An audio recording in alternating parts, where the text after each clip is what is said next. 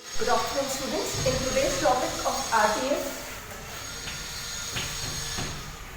we are going to discuss the second chapter or the third chapter.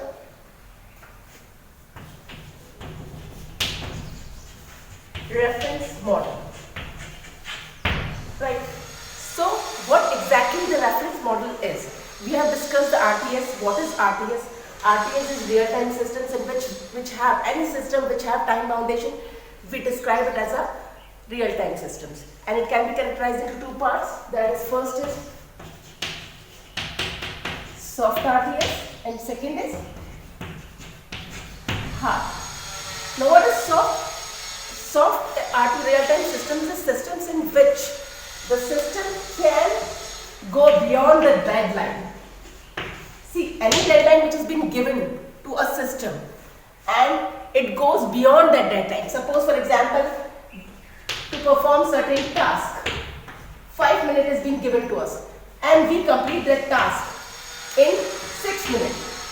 So how much time lapse is there in the system? Time lapse is of 1 minute. So when the system has the capacity to bear the time lapse, then that such system comes into the category of soft time real-time system, right? For a very good example of it will be seen in the traffic lights. Have you ever seen traffic light signals? See, we all know red means stop, green means go, and orange means get ready. Sometimes we have also seen that there is a yellow blinking light is there, right? What does that yellow blinking light defines? Means think and go according to the situation. So even if the traffic signals are not working in a proper way, that is the red, green or orange light is not working, the real system that is embedded inside that traffic light system is not working properly, then what happened there? It goes to the safer mode, that is orange light comes into the existence. Means whether it passes the deadline or so, it's not going to have a big impact on the system. Now whereas the case of the hard time real system, what exactly it happens? For example, we can give radar system that traces the identity of aeroplane, air traffic signal. So these all comes into the category of hard time system. So this is something that I have given you the overview of what exactly the real-time system is. Now let's come to our topic, that is reference model. So what exactly the reference model is? The reference model defines the characteristic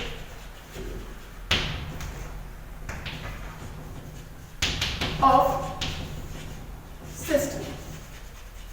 So what is reference model? Reference model is a model that defines the characteristics of the system, or what type of system it's going to be. It's going to be real-time system. So what exactly, how can you give the definition of reference model? We can give the definition of reference model in any model that defines the characteristic of a system in RTS. Now how can you categorize the reference model? See, if you have to make the points, to define the reference model, you can say it allocates the resources to the system. So reference model, if you have to mention the two main property of reference model, then it can be defined any system that reference model is a system that defines the characteristics of the system in RTS, and it allocates the resources to the system, and it makes sure meeting the time constraint.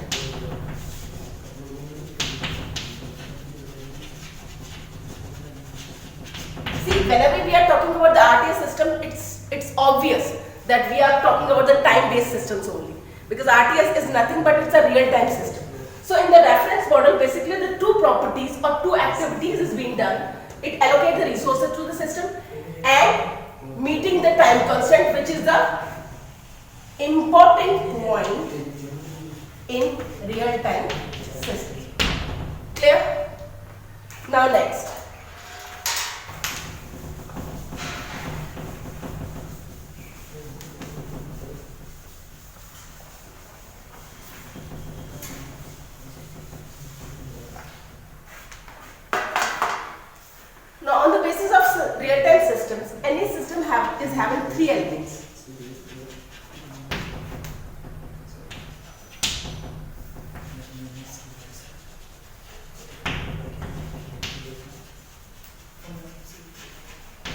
See, the system is having three elements, right? So what is the first? First, you can define it as a workload model. Second, resource model. Third,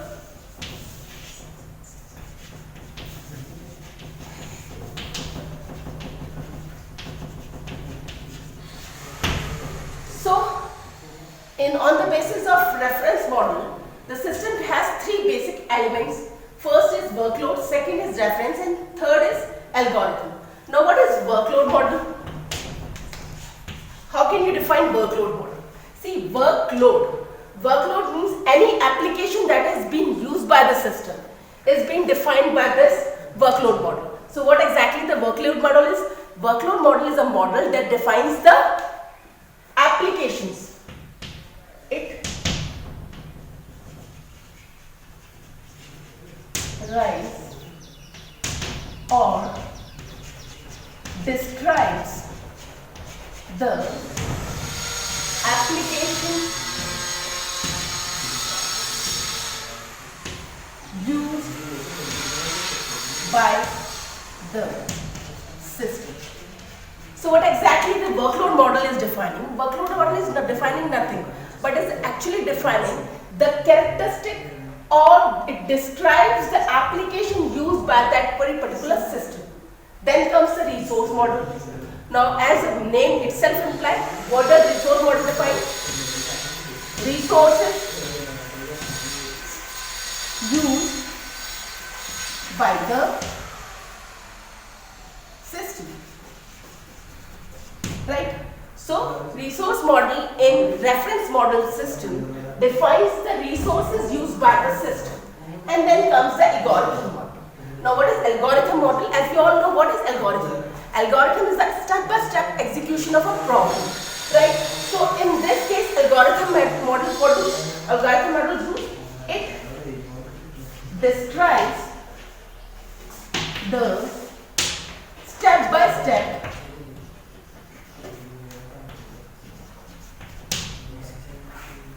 execution of job that the application running on the system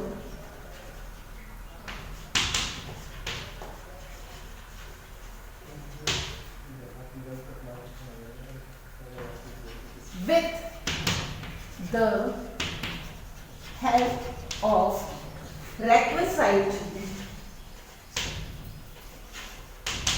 resources. So what exactly the algorithm model is doing? Algorithm model is actually describing the step-by-step execution of a job that that application which is running on the system while using the resources is there. So what exactly the reference model is doing? It is showing or describing the step-by-step execution of a system. Right? So this is clear. What are the three elements of the real-time system? On the basis of reference model, any system can be categorized into three elements. That is workload model, reference model, and algorithm model.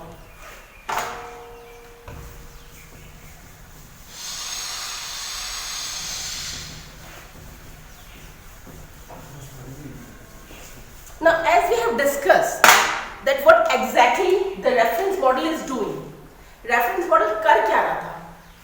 Main 2 point क्या थे? What were the two main function of the reference model? What it was doing? It was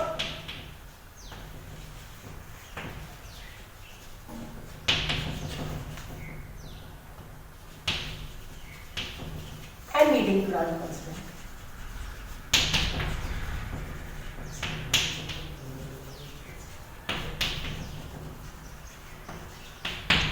So what exactly the reference model was doing? The reference model was actually doing the two main tasks. First, it is using the resources, and second, it is meeting the time constraint. So these were the 2 points, main point. Now using resources and meeting the time constraint, along with that, it also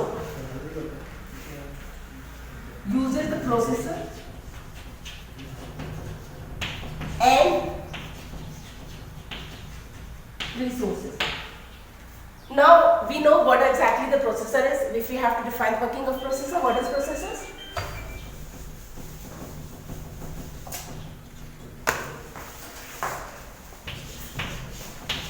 Any input is being given, it goes to the processor.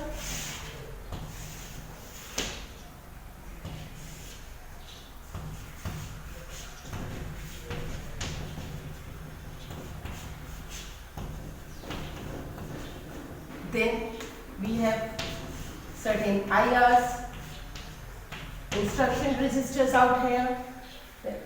We have ALU, right? Then the output is there, and we have memory out here from where the data is being transferred. So reference model is actually using the resources, and it also defines the processors. So input is being, suppose the input is being fetched from input, it goes to the processor. Then we have various registers in it. MAR, memory address registers, which show the address of the particular instruction which is being fetched to the processor. Then we have MDR, that is memory data registers, that stores the data into the register. Then we have instruction register ALU, so it performs certain tasks. Then the instructions goes to memory. From memory, it again come back to the processor. And when the execution or arithmetic portion is being performed, then it goes to the output. So what are processors? Here, what processors do? What is the actual job of the processor? Processor is actually processing any queries which is being given to it, right? So we can also define resources and processor on the basis of reference model. Now how we are going to define the resources? Resources can be defined as an active resource and passive resource.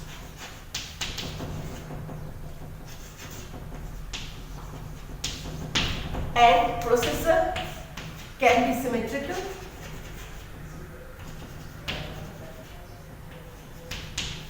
or asymmetrical.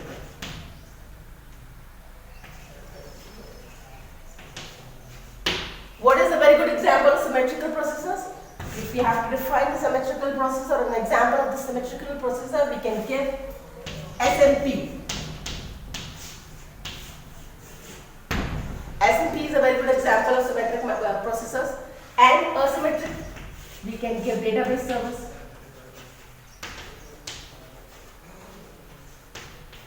Right?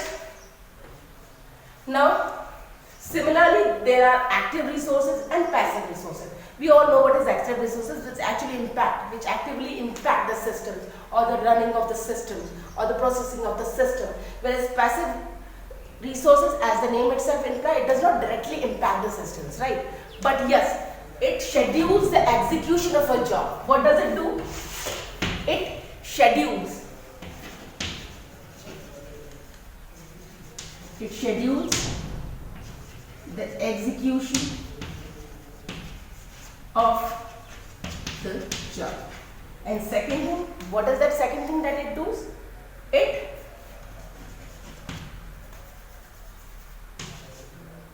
passively impacts the system.